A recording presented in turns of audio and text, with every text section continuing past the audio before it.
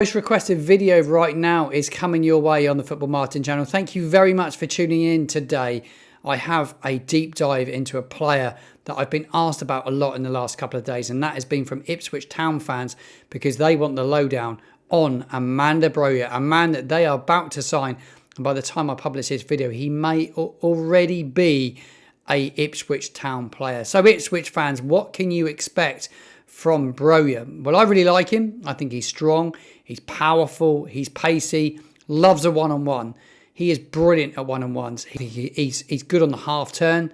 He's got a lovely touch and he's got very, very good hold-up play. I enjoyed watching him in his time at Southampton. He hit the ground running really, really quickly, but he petered out very quickly as well. And I didn't like it, particularly his attitude near the back end of that season. But let's talk about all of his top qualities and talk about his statistics and have a little bit of a deep dive into what he did during his time down at Southampton. Well, he scored the 6 goals during his time here. He played 1,978 minutes in the team, come off the bench for quite a bit to start with before getting a starting berth for around about a quarter of the season, maybe a little bit more than that. His pass accuracy was 61%.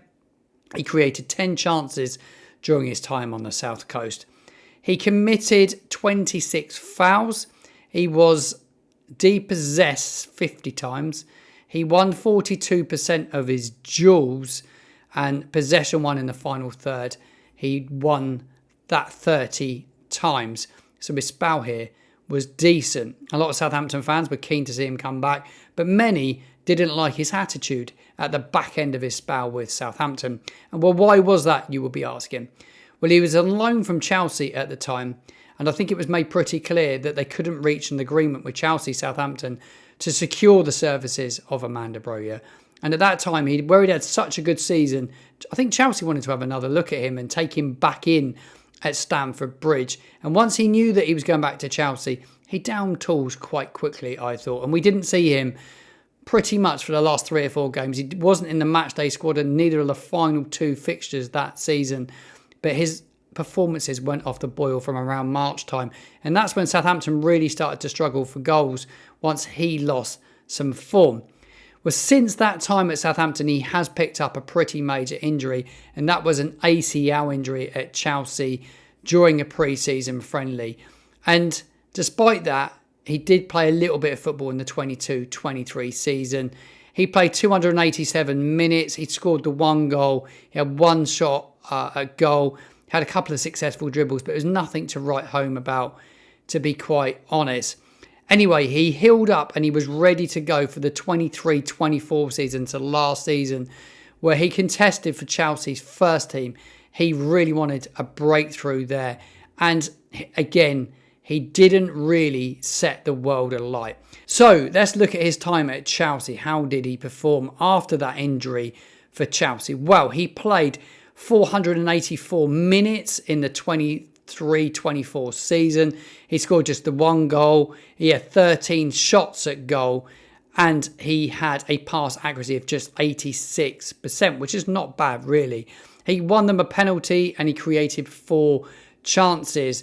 And that January, after not really breaking in the Chelsea side and making an impact, he moved to find some form at London rivals Fulham. So he headed over to Fulham, a loan spell there where he only played 84 minutes in his time there. He didn't score and he made just the 1 assist in his time there.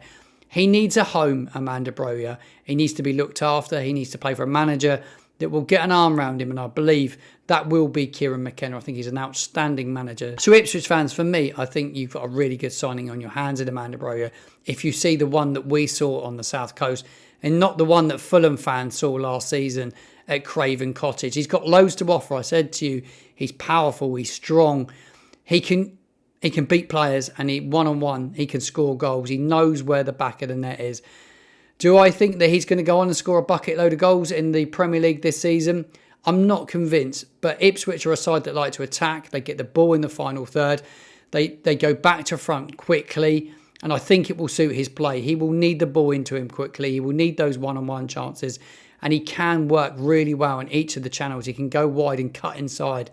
I think if you've got an exciting prospect on your hand, if he has really recovered from that ACL injury, which I believe that he has done. I think Ipswich have had a really good transfer window. It's been busy at Portman Road, and Broja could potentially be one of your last players in the door. And if he is, I hope he does really well for you as a football club. That's my thoughts on Armando Broja. Get in the comments box below and give me your thoughts. What were your thoughts, Southampton fans, on his time down on the South Coast? Chelsea fans, give me your final thoughts on the departing Armando Broja from Stamford Bridge. And Fulham fans, be interested to know what you think of his performances during the time at Craven Cottage. What did Broja do? And what disappointed you the most? Give me your thoughts in the comments box below, and thank you for tuning in to today's video. Please do smash a like on the video, subscribe to the channel, and I'll see you again in another video.